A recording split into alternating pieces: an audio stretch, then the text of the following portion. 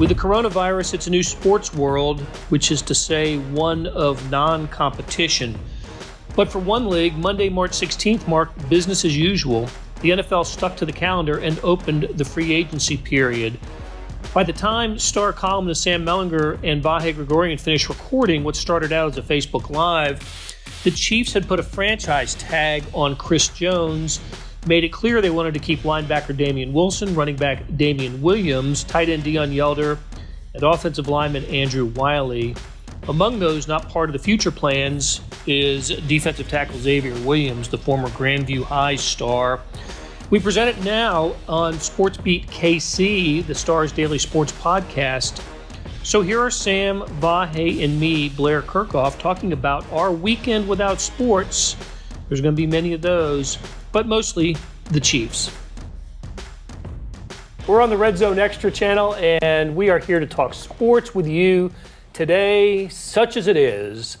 We're going to talk Chiefs mostly because the Chiefs are what's kind of happening. But a lot's really happening in the world.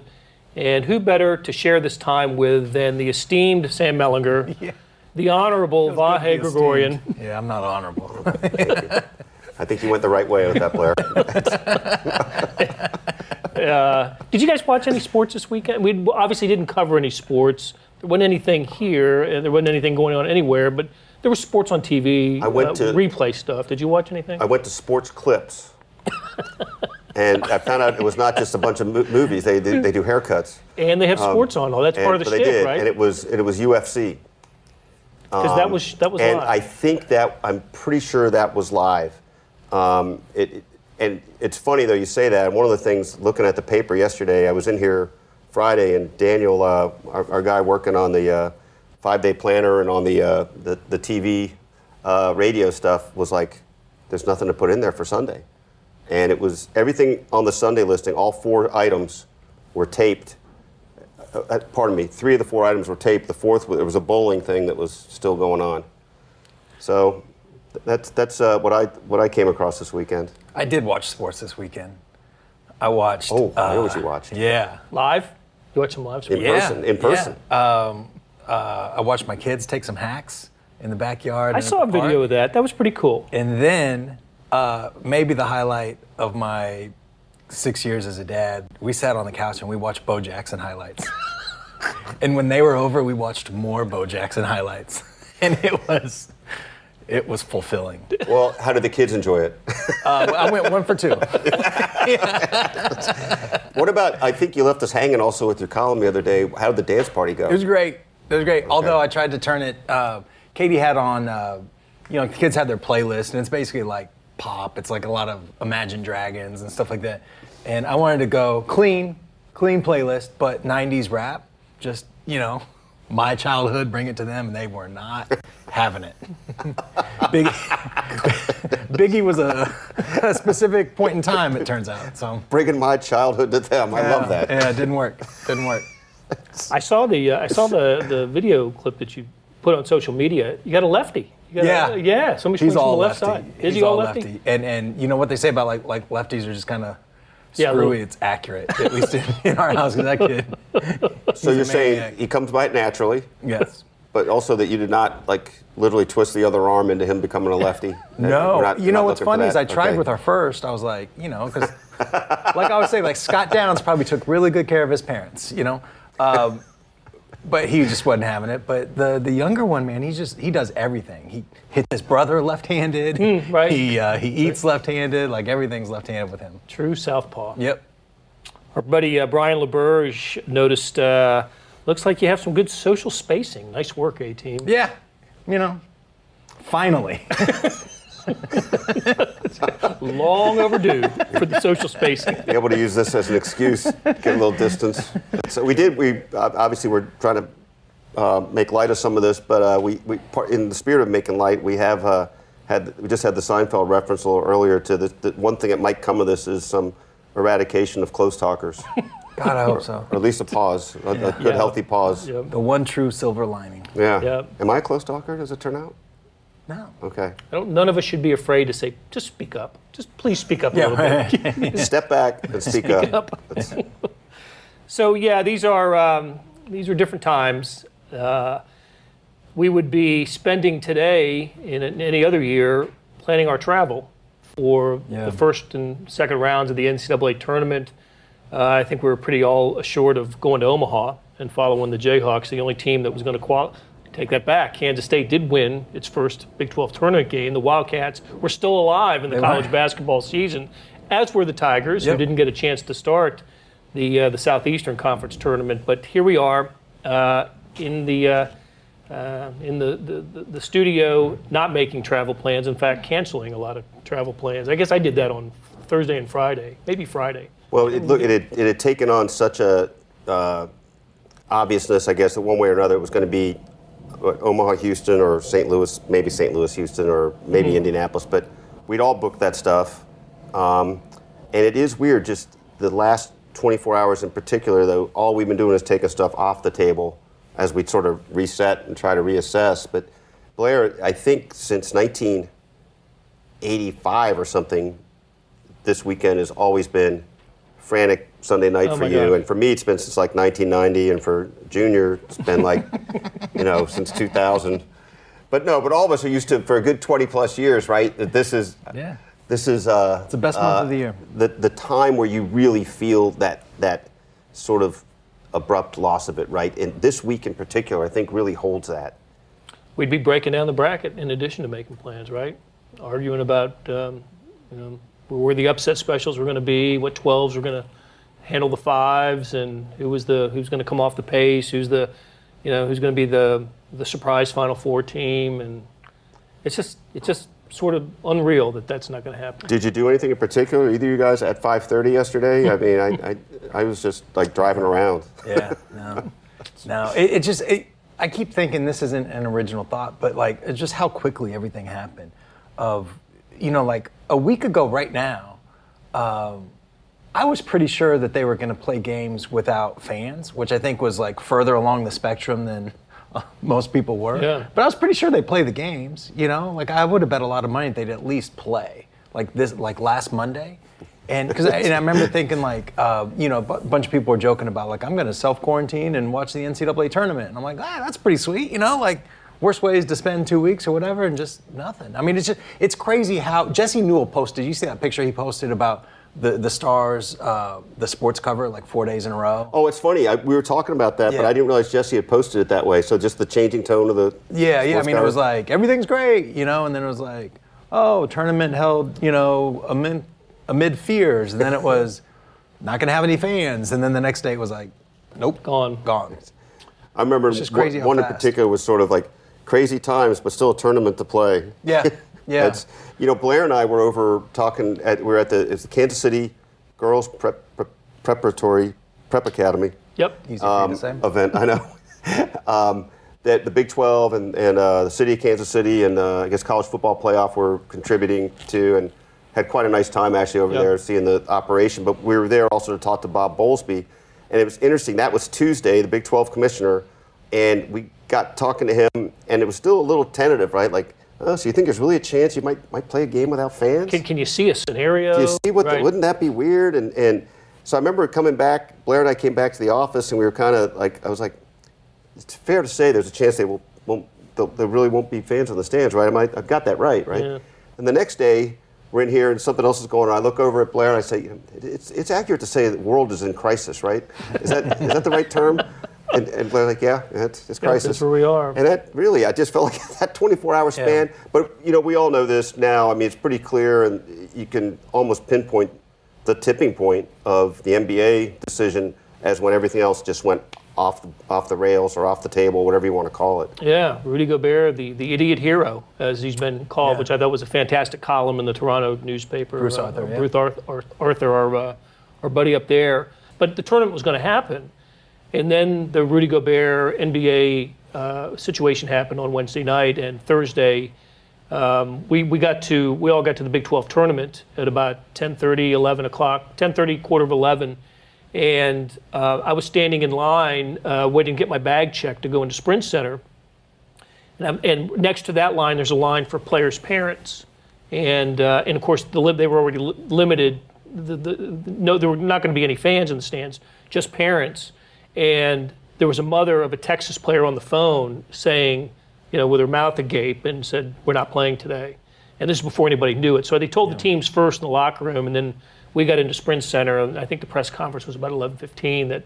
And just like that, just in a series of ACC, Big Ten, Pac-12, Big 12, all off. And then it was about 4:15 in the afternoon. Maybe it was 3:15 our time that the announcement came from the NCAA. No March Madness. Stunning. Yep. Just stunning. So, Yep. But there is sports happening. If it can happen over the phone, it's happening. That's right. Yep. If it can happen in conference rooms and on teleconferences, it is happening. And it's happening now in the NFL. And it's been a busy morning and early afternoon in the NFL. Some of the trades are like eye-opening, and Chiefs have had to make some decisions on players, and we know some things now that we didn't know, that we had some good ideas about and suspected at the start of the day or going into the weekend, but now we know for sure Chiefs have franchise tagged Chris Jones. It doesn't look looks like Damian Williams is a part of the future here for the Chiefs. Players like Deion Yelder, they want back. Andrew Wiley, they want back. But among those who we know won't be back, Xavier Williams, defensive tackle. Who am I missing? A couple others that did not get tendered. But anyway, so things are moving with the Chiefs. And of course, Chris Jones is as he has been throughout since the Super Bowl, really, and even before that. That's the big story for the Chiefs. So break it down. What does it mean to franchise tag Chris Jones? Do we expect him to be a member of the Chiefs next season? I do, but I feel like also you're really way more dialed in. I feel like you've been on the front lines with this, and to that point also throwing it your way too in terms of the CBA. I mean, how does that affect? Yeah. You got into that for your column today, but how does that affect their ability to do all this, and what do you think about Chris Jones? It seemed like a couple months ago that just sort of the people that matter with these things, that there wasn't a lot of optimism, that a tag and trade was at least the most likely of all the scenarios. But I think that new CBA includes a path. And that path, I mean, it would still have to, it would still require some compromise on both sides, not necessarily financially, but I think that there's enough flexibility. It's kind of nerdy or wonky, but there's a 30% rule in the old CBA that players couldn't have a raise or a pay cut more than 30%. That's gone now. That's more flexibility. So I wonder if the Chiefs, and maybe Chris would still want to go to the open market, because there's two things that are true. Like Chris has said, I want to stay in Kansas City. I think that's true. But what he doesn't say is, I want to stay in Kansas City as long as that's the best deal. I mean, I think that's what he means by that. But what if the Chiefs can offer him something like 5 years and $70 million guaranteed? The total would be 100 and something, like Frank Clark's contract, but the guarantee is what matters. Right. And that guarantee would have to be a little bit creative, but you could pay a big chunk of it up front. That's what's important, upfront money. And then also another big chunk in 2022 when the TV deal. Yeah, and then at that point the salary cap skyrockets. So you can say, Chris, you wanted, and look, they were going for Aaron Donald money. I think that was like an open negotiation. That's like, so he asked for the moon and settled for the star or whatever. But I think he would take Frank Clark money. I think that's the contract. That's better than Frank Clark money if it's $70 million guaranteed. It is. It's 6.5. I think Frank was 63.5. Yeah. So 62.5 or 63. 62.5 or 63.5. So it's about a 10% raise off of that. And he gets all his money, he gets to stay. And look, he may decide, you know what? Maybe I can get 5 years, $75 million guaranteed. And you guys had your opportunity to sign me for less than, I was going to take a hometown deal last summer. Those days are gone. But I just wonder if that's a path that exists now that either didn't exist or I didn't see that existed before the new CBA was approved. That's interesting. A couple things here. The Calais Campbell trade today from Jacksonville to the Baltimore Ravens. Jacksonville got back a 5th-round draft pick for what I think one of the premier defensive players at his position, that 3-4 defensive end. I'm thinking, wow, if that's all that Jacksonville got back for Calais Campbell, what are the Chiefs thinking that they can get for Chris Jones in tag and trade. Look, I think these two things are true. I think that they should have got more than that. I think so too. But I also think that Campbell is like 35. He's 34. 34 and $15 million and wants a new contract. So it's not just not apples to apples. Yeah, is he worth more than a 5th round pick? It's all. I still think that that kind of player should be able to bring back a 3rd or something. The Ravens got the better of that deal. Yes. But and I still believe.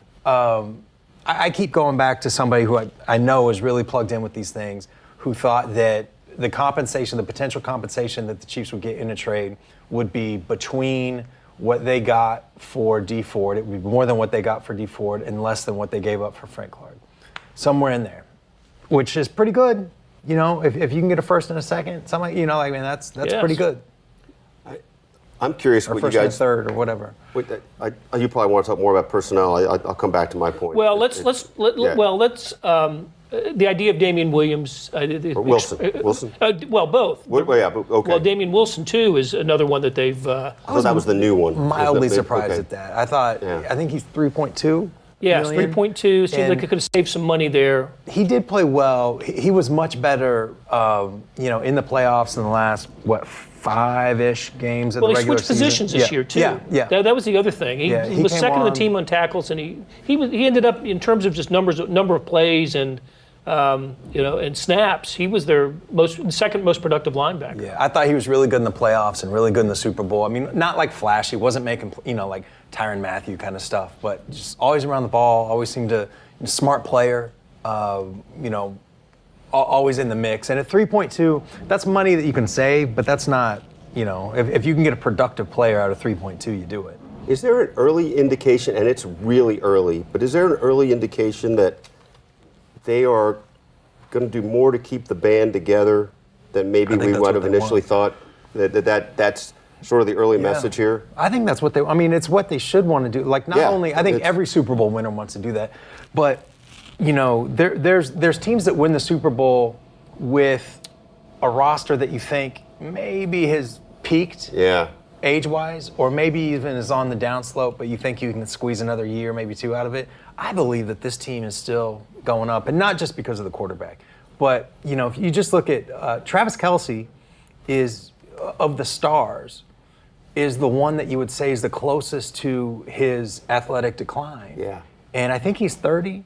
29, 30, yeah, And I don't maybe see 30. anything in the last 4 years, certainly, to indicate that he's going down. I mean, I don't think he's going to get better from here, but I think he might have a pretty damn good plateau. And he's the worst, you know what I mean, of Right. in terms of age. I mean, Mitch Schwartz is older than he is, but offensive linemen age pretty damn well. Yeah. Tyrann Mathieu is, 27 26, 27? now? Frank Clark is 26, 20, 27, 25, 26, yeah. Tyreek Hill is 25-ish. I think he's 25. I mean, it's just, Charvarius Ward, who came on, is 23 or 22. Juan Thornhill, when he comes back, they're important guys. Damian Williams, he's got some injury issues or whatever, but McCole Hardman, it's just all those guys. And then, not to mention the freaking quarterback, this unicorn quarterback who's 25. I mean, it's just, they are really well set up for the future. I don't think they can keep everybody. It's just the reality of the NFL. People want to get paid, but God dang, like that's what I'd want to do, is like keep everybody together. Tell you It's a really what, good all team. those guys you just mentioned, and you're right, they won't be able to quite keep everybody, but they can keep a lot of those guys. That's a 5-year, 3 to 5 year built-in run, For sure, you would think so. isn't it? I mean, right? I mean, that's just on the surface. Yeah. I mean, you never know like how injuries and all that stuff, and once you can get down in it a little bit. Bashad Breeland, I think, is 28-ish. I kind of expect him to go sign a 3 years, cash 32. in. Yeah. He's got to cash in. He's been trying to cash in for a couple years, and he earned the hell out of whatever new contract. I mean, he made so many big plays. I mean, just, in Detroit, in New England, I mean, it was Super Bowl, picking the Super Bowl. Yeah, I mean, big play after big play. Kendall Fuller's a really interesting case to me. I could see teams giving him some Super Bowl shine that I expect Bashad Breeland to get. I could also see teams being like, in your contract year, you got pushed off your position, you got hurt. Yeah. But he's also, I think he's 20, he's really young. He's like 24, 25. I think he's a guy that the Chiefs would love to keep around. I mean, he was an absolute pro. We talk a lot about how well Chris Jones handled his contract situation just as a man, as a pro. Kendall Fuller had he got hurt and asked to move position in a contract year and handled that terrifically, both as a man and as a player. I mean, he played really well too. I wonder what happens with a guy like him as well. What are they going to do with Sammy Watkins? He's not going to be back on that deal, but I could see him working out something. He was really good in the postseason. Want that? I don't think he's going to take less money, but he could restructure into making it a more palatable 2020 situation. But gosh, I mean, $14 million is a lot of money to save just by cutting one guy, especially when you just drafted McCole Hardman and you have this quarterback that you think can stretch things a little bit. Or did the Houston Texans just trade DeAndre Hopkins, thinking there's Sammy Watkins out there waiting to be grabbed? Yeah. Ooh. Man, I'm just sorry. We can trade DeAndre Hopkins because we'll get Sammy Watkins. It's the same thing. I like Sammy Watkins a lot, but whew, yeah. If we were doing this show, like the Houston Chronicle version of if I was Jerome Solomon, that's what you're saying. That'd be a show. Hey, it's Blair. Hey, we have a special subscription offer for SportsBeat KC listeners. Unlimited digital access to the Kansas City Star's award-winning sports coverage. Sign up now for 1 year of Sports Pass for access to all the sports news, features, and columns we have to offer. And it's only $30. That's a 40% savings off our regular rate. For your convenience, your subscription will automatically renew after the initial term at $50 unless you tell us to cancel. A lot of subscription services won't tell you that. They'll just sneak it on there. We just told you. Your subscription helps support the sports coverage of kansascity.com and the Kansas City Star. Please visit kansascity.com/SportsBeatKC offer to get this special offer. And as always, thanks for listening. Well, you wrote about, your column this morning was about how the CBA, which was approved by the players in the narrowest of 60 votes, yeah. With 500 guys that didn't vote. Yeah, that was interesting too. Odd. So it was 2,100 voters or players. It was voted. 1,978 votes. I don't know why I remember that. Okay. And it cleared by 60 votes. Yeah, boy, and so the younger players wanted it because it increases minimum wage basically, and really helps the guys at the lower end, which is more than half of your roster anyway. Yeah. The older veteran players, the money makers, didn't want it and were kind of outspoken about not wanting it, but it passed. And so, but you wrote anyway, Sam, that it helps the Chiefs in a couple of ways, and you've already addressed one of them with with the financially, but a couple other ways too. Yeah, and the Chris Jones, if they can get that done, that's the most important one. But this is for every team, but it guarantees labor peace through Patrick Mahomes' age 35 season, and so right. There's still some residual. You don't know how the Chiefs are going to chief. You just know that they're going to chief, and losing prime years of that guy to a work stoppage would be that would be vintage. You're really feeling that residual? That's my takeaway. I think some people sentence. do. Not me. I think he's changed everything. Yeah, I think without him. Maybe this virus happens 2 months ago. It's just, I think they've gotten every break, man. Bill O'Brien messing up 2 straight fourth down decisions. It's just, they got the loss to the Titans turning into Terrell Suggs, and they still effectively get the number 1 seed because they still host the AFC Championship game. Their luck with everything, virtually everything except for Dee Ford lining up offsides, their luck has been unbeatable. I mean, it's been Dolphins beating the Patriots in week 17. Yeah. There's a meme out there. I think of it's when it's 24-0 Texans and Patrick's looking up at the scoreboard. And it's like the look he gives coronavirus right before he's going to lead Kansas City to the greatest comeback ever. So there's hope out there, people. The other part of the CBA that I think will benefit the Chiefs is they're redoing the playoff format, right? Yeah. And there's an extra wild card team. And that's going to happen this year. We'll talk about the 17th game. That's probably not going to happen until 21. Right. But the playoff format looks like that's going to change for 2020. Yep. And so, since I think 1990 with the 2-bye system, something like 51.6 or something like that percent of number 1 seeds have made the Super Bowl. And then 28, something like that percent of the number 2 seeds have made the Super Bowl. So you're talking about 80% of teams that get a bye get to the Super Bowl. So this is hugely important. You would think that a team, again, with that quarterback and a good roster will not miss the playoffs ever. Right. You would think. And also not just that, but be in contention for that bye more years than not. And, we'll see how the data, like what we see, but it would make sense that the importance, the value, the advantage of a bye is even greater in this new system than it has been in the past. So if the Chiefs are able to get that bye, they're the only team in the NFL that's had a bye each of the last 2 seasons. And you would think that advantage would just be amplified. And even if you're the number 2, okay, it's not as good as being the number 2 last year, but now you still have a home game against a team that wouldn't have made the playoffs in the past. So I think that this new playoff system amplifies the importance of getting the number 1 especially, but even a number 2 seed, and the Chiefs should be in the mix for that. I'll tell you what, I think it really hoses the 2 seed. I mean, now the 2 seed has to play 3 playoff games. Yeah. That's the 1 seed that gets really inconvenienced, which is what the Chiefs were this past year, at number 2. Now, number 1 lost, so they got to play the AFC title game at home, but man, now the 2 has to win 3 games to get to a Super Bowl. That's a chore. That's hard to do. If you were going to bet over the next 5 years of the team in the AFC that would have the most number 1 seeds, wouldn't it be the Chiefs? The Ravens are the other choice. And until Lamar Jackson shows me he can, win a big playoff game, he's 0 for 2 as a playoff starter at home, in both games at home. Yeah. Both games low scoring. The Chargers 2 years ago and the Titans this past year, he hasn't been able to, get his team's offense going in those games. So I think yes, you give it to the team with the best quarterback. So I don't know, but starting in 2021, they're going to have to negotiate a 17-game schedule, regular season schedule. Yeah. All of that, the extra playoff round and the 17-game schedule is to increase the revenue for the NFL.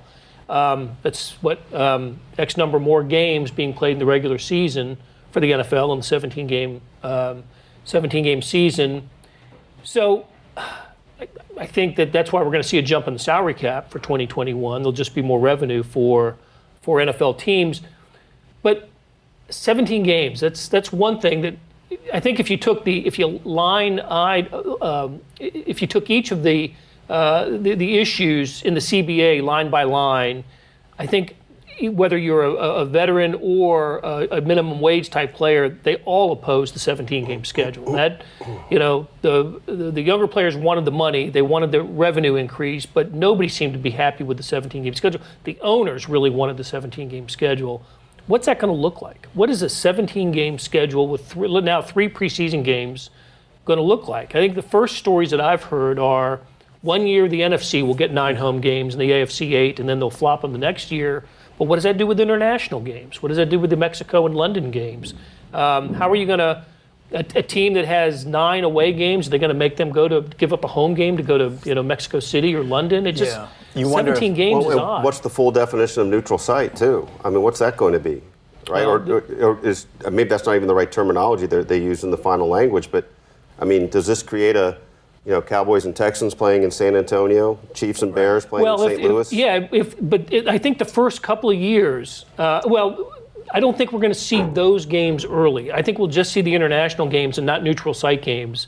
They're going to have to figure out what neutral site games are, what they mean, and how they, just for competitive fairness, who's going to play those and who.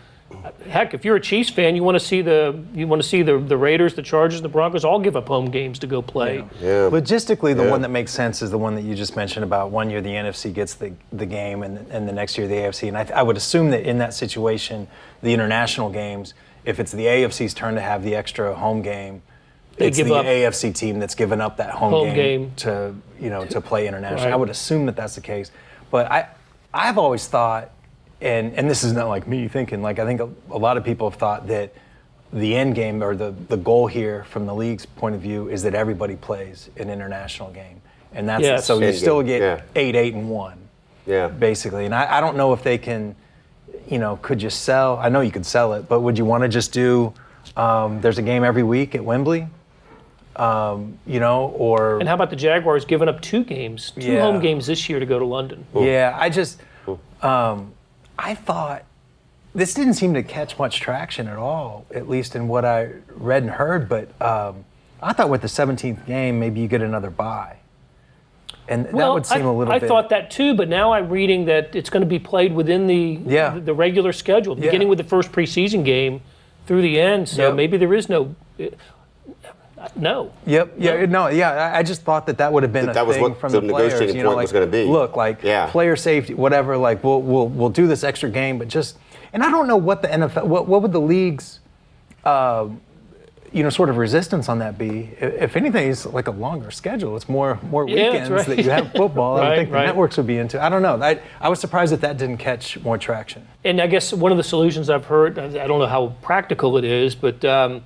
Starters wouldn't play as many snaps during the game. At least you would, you'd give them 16 game snaps over 17 games, basically, but how do you do that with your quarterback? I don't know how that would work either. How do you do that with your quarterback? And I mean, there's a lot of, competitive coaches, you get in the moment, like, no, we need you out there. I don't know how that would work. But one thing we have seen is roster sizes are going to increase, right? Yep. From 53 to 55, active rosters from 46 to 48, with one of those guys having to be an offensive lineman in the 48, and practice squad going from 12 to 14, I think, and you can bring two guys up every week. So, from that standpoint, that's a response to a 17-game schedule. Yeah, it is. And there are some real, and I'm saying this to preface, I think that the players lost on this. It just seems like the deal's too long, and they gave up the one thing that the owners want. They will never have more leverage than they had with that 17th game.